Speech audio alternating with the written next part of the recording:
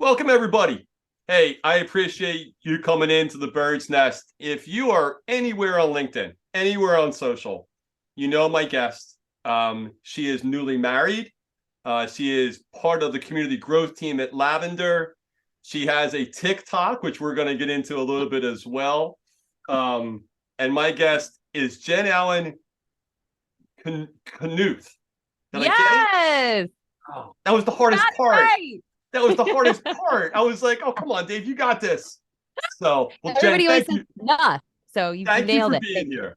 Yes, it's my pleasure. I'm excited to talk to you. You have had a crazy 2023.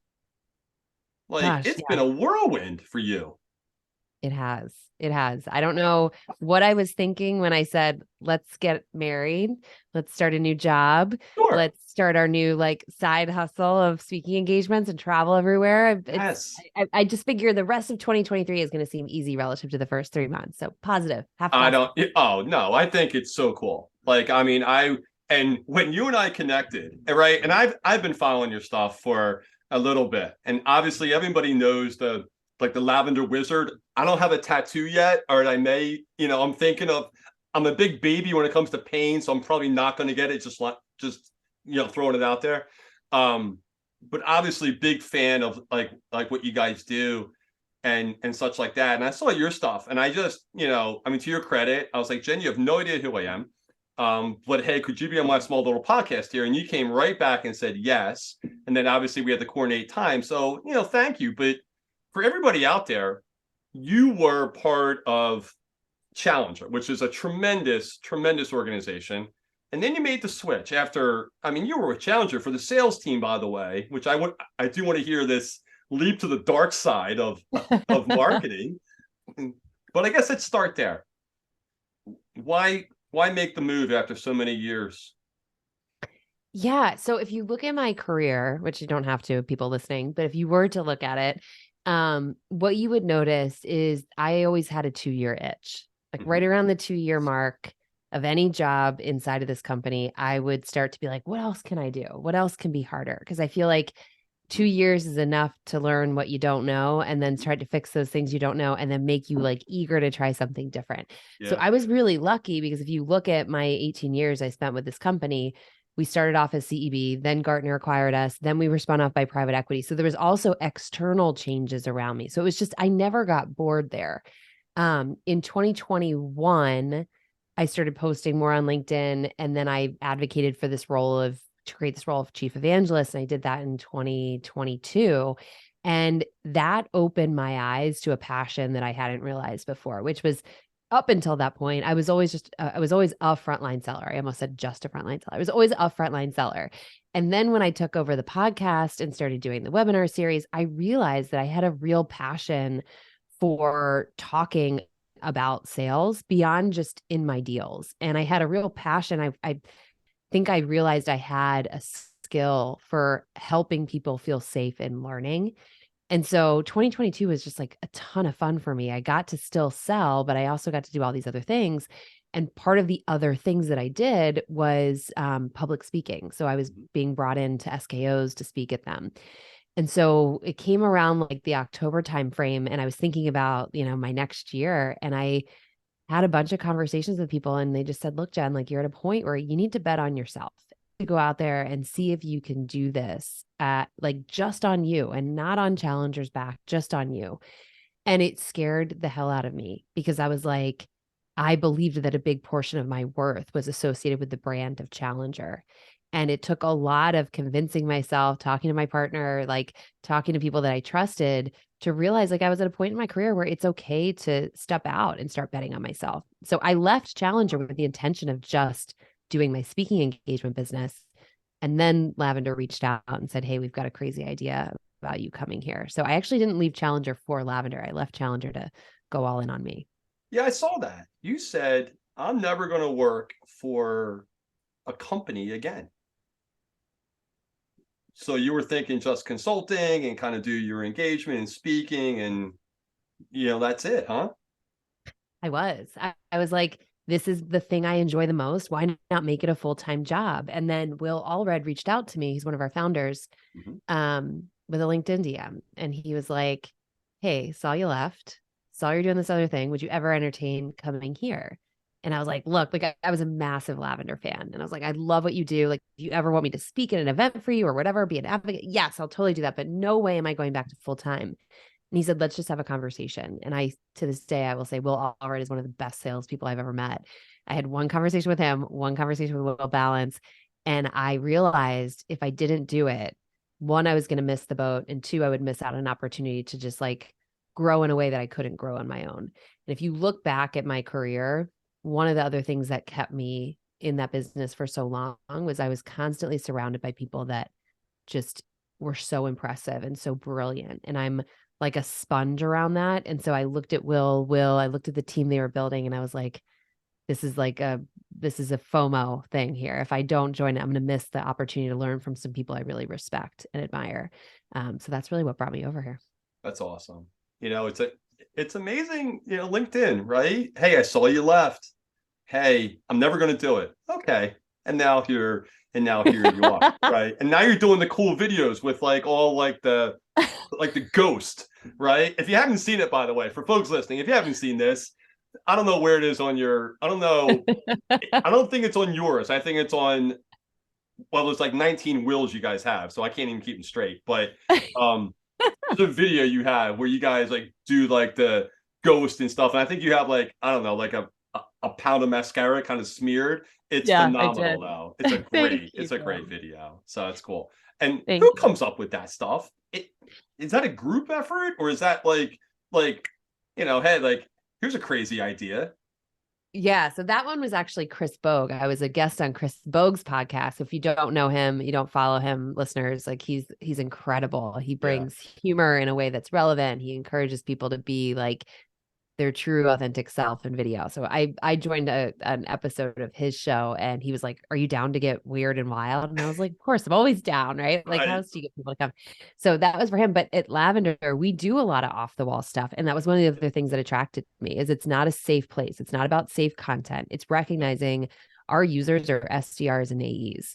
Like SDRs and AEs are not going to sit there and read a 75-page white paper. I don't care what's in that white paper. They're just not going to read it. Yeah. We have to earn their attention, and we have to be funny. We have to be relevant. We have to be helpful. We have to be memorable. And what I liked about Lavender is it wasn't like that's the job of marketing. It was like that's the job of this whole company. We all have to show up this way. And so it's usually a Slack where Todd or Will Aiken will be like, hey, I've got this weird idea. How do we make it weirder? And then we all chime in knowing that there's no boundary, right? We're not going to get our wrist slapped for anything unless we touch on like race or politics or things like that. We're not stupid. We're not going there, but like we can be as off the wall as we want. And that's something I absolutely treasure about working here.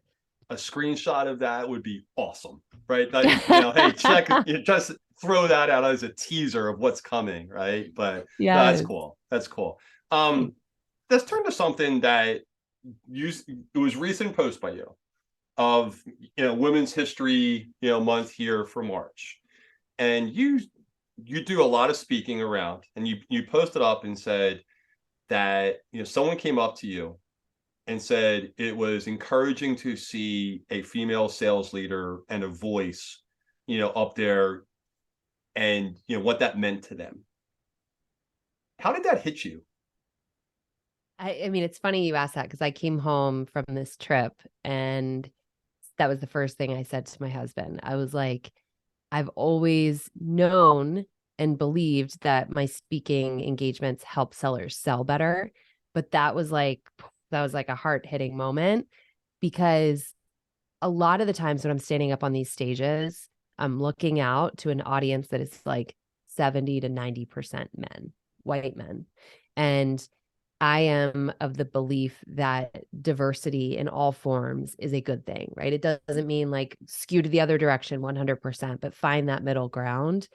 And I have been a person that was in a completely male-dominated team before, and I struggled with how I showed up, right? I was like, do I have to act like one of the guys to get credibility and a reputation, or can I truly be my authentic self? And when I tried to be what I thought I was supposed to be, I sucked at it, right? Because it just wasn't natural to me. And so a big part of when I'm speaking is I'm trying to show people, one, it's okay to not be perfect. Like I talk about my failures all the time. That was basically all the podcast was. This is all the stuff I got wrong.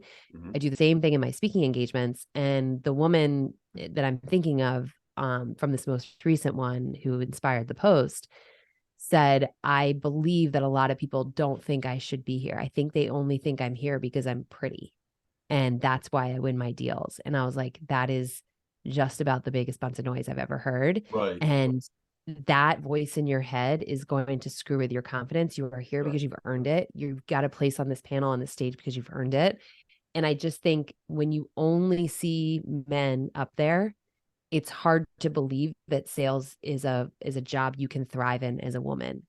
And so I say this because there's so many great women that I've encountered, and I just find it pretty sad that yet things are still pretty male dominated in this space. Yeah. And I mean, I have a 17-year-old daughter who I think I would put as an SDR today. I'm all about keeping that commission in the Lemko household, right? Let's just keep everything right here, right? Yes. But it's, like the more she grows up and talks about careers, the more I start thinking about it was easy. I come from a traditional background, and I didn't have these things, right, to worry about. And now I look at her and start thinking about her career and helping her and talking to her. And it's amazing. I'm pointing her now to people on LinkedIn and saying, look, this is a female leader on LinkedIn, in various topics. And it's amazing what is there now to share with her as she comes up as, a young woman that, she's 24 going on 17, right? So it's really Yeah. cool now to see what's available out there. So that just struck Yeah. me. It was just something different that just struck me.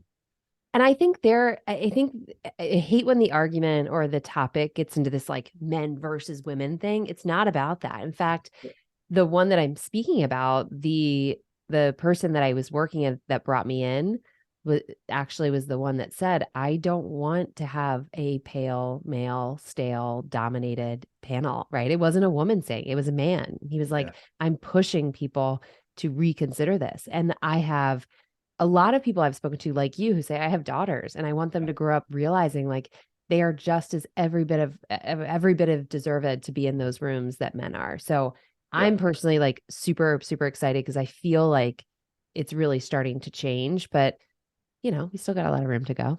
100%. 100%. Okay, so you talked about your audience at Lavender being the AEs and SDRs, and that's a lot of who listens to this here. So if you're going back in time, or maybe you're talking to that young AE or that young SDR out there, what are you telling them to do? Like, what's some advice you could say, either on branding or on professional development, or it's just hey, here are some points that if I was 22 again, that I would really use in my sales career. Yeah. So there's two big ones for me. So one is stop trying to act like a salesperson. That's a trap I fell into constantly. I was like, okay, salespeople are there closing and they use these words and like I have to be aggressive. And I was just so not myself. And it came through. It was just very inauthentic. And I was lucky enough to actually have a client who called me out on it in a meeting early in my career. Like I was like doing the motions and being like, and this and then whatever. And she stopped me and she said, what does Jen think about this topic? And I was like, what do you mean? It's what I said. She's like, no, that's clearly what your company thinks about this topic. What do you think about this topic?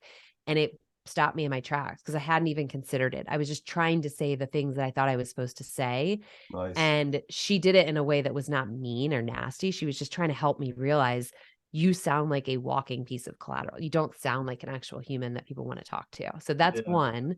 And then the second thing is, my gosh, like you have such a tremendous amount of opportunity to stand out today that we didn't have 15 years ago. I hate the term personal branding. I love the notion of if you take the time to figure out where your customers go to learn and you show up there with interesting things to say, you can save yourself so much hassle. And so I think really I would encourage everyone, there's all this stupid commentary on LinkedIn around like, you should You be can curse. It's posting. okay, Jay. Yeah. You can let it go if you want. It's not a problem. My kids, right. But like this whole commentary around like, if you're an SDR, you shouldn't post because you're not an expert and it's like, that's bullshit to me. Right. I love it when I see an SDR that is posting and saying, I tried this and it failed. I tried this and then it worked. Like, nobody has the right to tell anybody they don't deserve to show up in these spaces. And so I would say lean all into that. Just don't position yourself as an expert. You don't have to be an expert for people to listen to you. Just learn out loud. Yeah. I love seeing people just put authentic stuff out there. And I'm like, man, I want to see it. Like, I want to see, like, for, I don't know, year and a half, I would have a blurred background. And one day I walked in, I said, screw that. Yes. Right? I said, screw that. I said, this is my bonus room. My 18-year-old hung up the flag back there, and this is where we watched the game together. And then, hi, I'm Dave. Like, and literally, I had 3 people out of like the 6 comment on the flag. The 2 other people don't like them from Philadelphia and don't comment on it, but like, I've seen people like worry about their backgrounds. I'm like, yeah, you got to have a professional background. Don't get me wrong. I get it. This is borderline, but but still, it's you. It's who you are. And people want to know that. And I'm okay with that. Like it's something that I embraced. I so wish I would go back and like, I'm going to show age here a little bit. I remember LinkedIn when it was a resume on there, and that's all it was. It was a job board, resumes were there, and that's it. And then I don't know when it switched, or like over time, but there's such a opportunity for somebody to come on. And thank God I didn't say personal branding there in a question, or you think that you'd think like off. But I mean, I'm gonna go off my script there. Yeah. Why do you hate that? Like, what's wrong with like what about that? I think it suggests the wrong intent, right? Personal branding to me is like, I want to make myself a brand. And while sure, there's an element of that, it's not the primary motivation, right? Like, I think people who do really well are conduits of learning, right? So if I look at people I admire, like Salman at Asana, if I look at Kyle Assay at MongoDB, right? Like, these are people who don't act like they have everything figured out, but they share what they're learning so they can be helpful to others. That doesn't strike me as a personal brand. That strikes me as someone who's being authentic and using a channel to help other people. So the name, I think, just gets it also is like, I don't know, it gets all wrapped up with the side hustle and the like all the icky things today that I'm just like, can we just stop saying these things? Can you say side hustle and personal brand in the post? I may use that tomorrow just to like, I'll tag you on it just to go, you'll get like 1,000 likes. Here's all my, oh God, So, all right, I'm going to go somewhere that this is where I just want to learn, right? Okay. I mean, I always look and go like, what can I pull out of this myself? Because if I want to know it, I'm guessing other people want to know it out there. You're part of community growth, if I got that correctly. And I don't know if you changed that. And oh, by the way, the demand gen part of your LinkedIn profiles just made me laugh today. But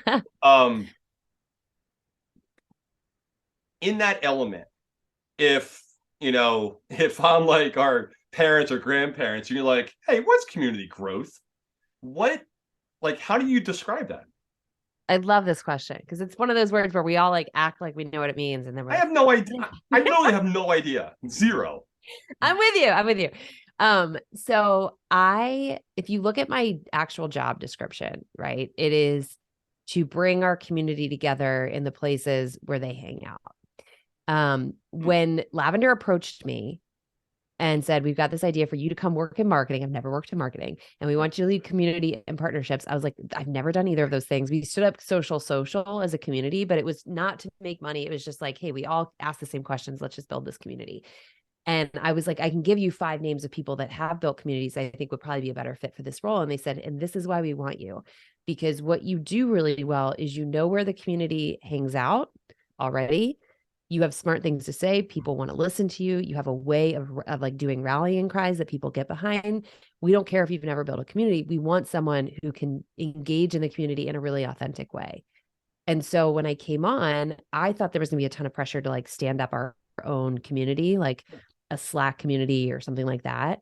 And to their credit, Will and Will, the founders, were like, we want you to actually sit back, participate in other communities where AEs and SDRs are going to learn and hang out and socialize and all these things, and really learn and observe what needs are already being met, what are the unmet needs, and then come back and tell us what type of form of community you think we should have here.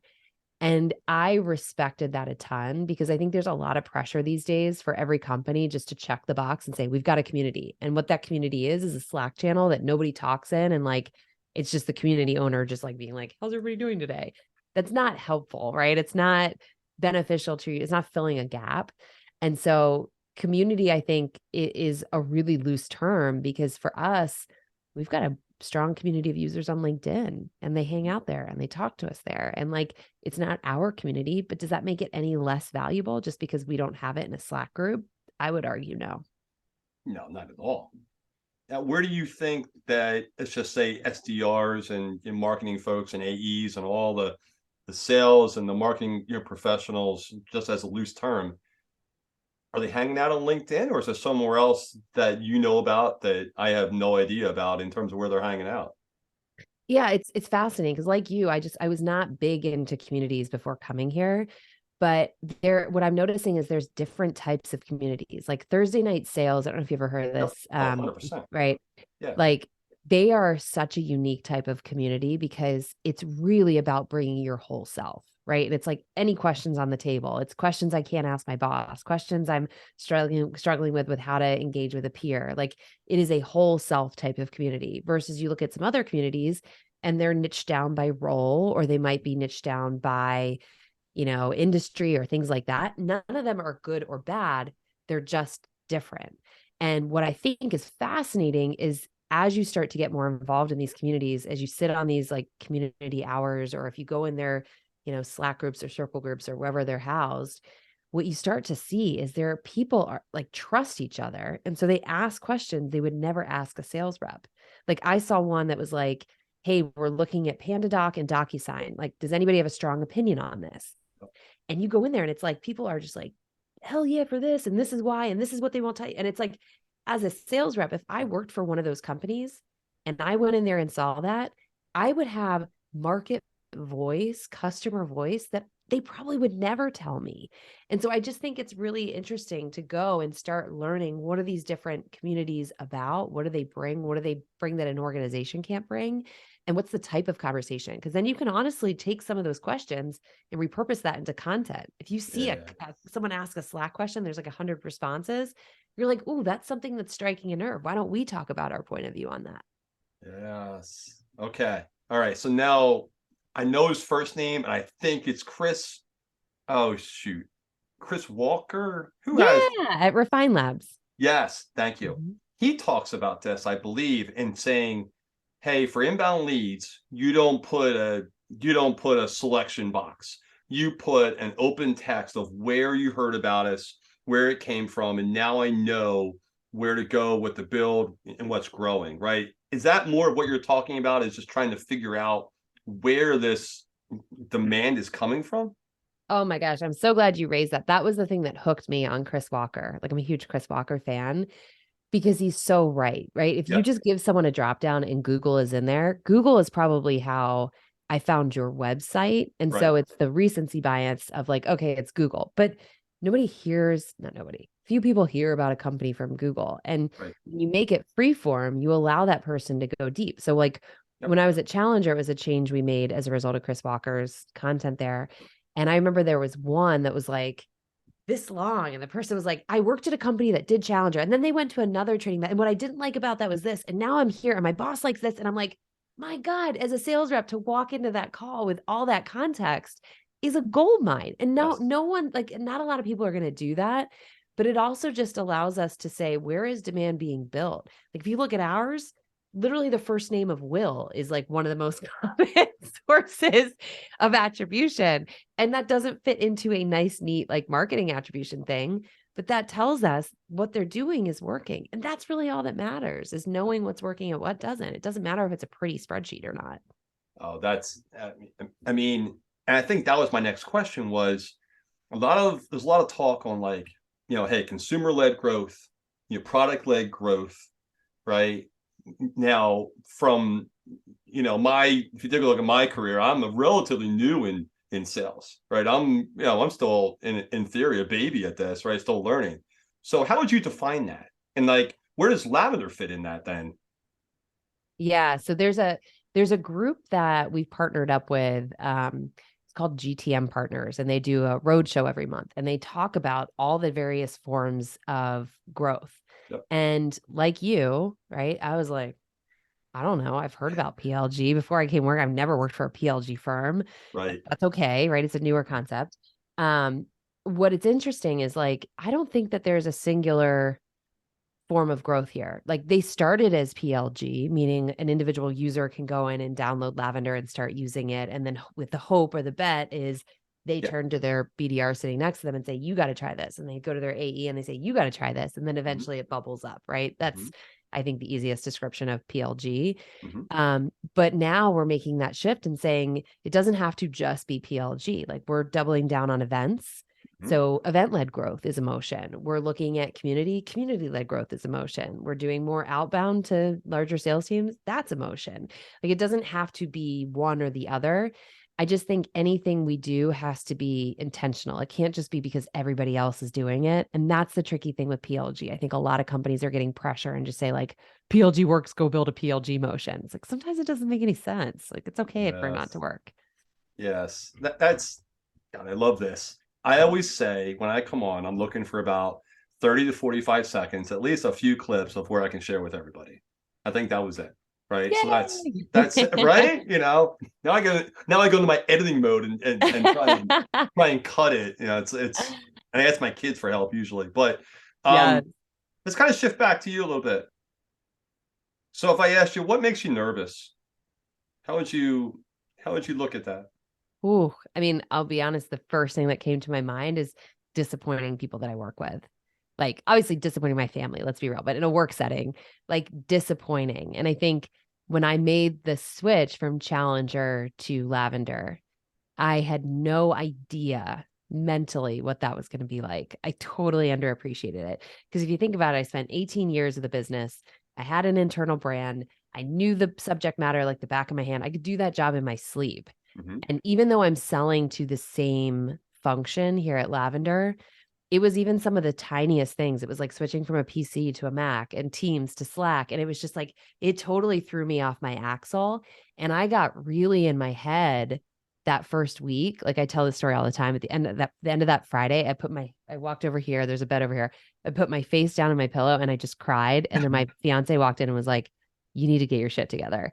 But it was like, I felt off kilter because I was like, I don't know that I like this big fuss they made bringing me over. Am I going to be able to live up to those expectations? Am I doing well enough? And it really helped me empathize again, because it had been so long since I started a new job, with what that experience is like, where you come into a sales job and you're like, I want to kill it, but am I going to do a good job? And am I confident? And just how important it is to be kind to ourselves and give ourselves the grace of like, when things shift in the market, like we got to be kind to ourselves. We're going to have to try and experiment. Things might not work. Doesn't mean we suck. But like that was definitely like it was a tougher switch for me than I anticipated. Oh yeah. And I think in the work from home, it's even harder, right? You don't have I'm a big work from home guy. I don't think I'm ever going to go back. Same. Well, you tell me to go in for a day? Sure, maybe. Like maybe, will I travel and go talk a little bit, which I love the idea of getting into that. I think that's phenomenal. I saw your like walk up music. That was kind of like, I don't know if I'm down for that, but I'll take the speaking engagement, not the walk up music. So, all right. So let's kind of end this with a little bit of a round robin and some fun stuff. Okay. Let's do it. Jenny Funk Jen on TikTok. We're going to see any more of that out there? How dare I did my you? homework. What? I can figure this stuff out. By the way, this whole podcast is a lesson in great salesmanship. I just have to call it out. It's doing your prep, doing your homework, bringing things like that show me you know me. Credit Sam McKenna. That's a move right here. All right. So we got that. How is Ernesto the ferret doing? Is he still good? I mean, Ernesto's amazing. Ernesto's our ferret. He's killing it. good enough. All right, basketball. Sweet 16. So you're kind of off the hook. We didn't do it last time, right? So you don't get like the full deal. But now you got 16 teams, so it's a little bit easier for you. Who who wins this? It better be Alabama because Alabama, that's the right name, right? They're still in it. This is how much I know about basketball. Seriously? I saw your post on on dunking on the slam dunk Oh my gosh, contest. because the dunk contest is the best part of basketball. But Well, of we have a course. family bracket going on. I'm fairly certain I picked Alabama, and it has to be them and not who's the other person? UCLA. My daughter picked UCLA, so I just got to beat her. Yes. Yes. And losing to your kids is the worst. So you have to win that, right?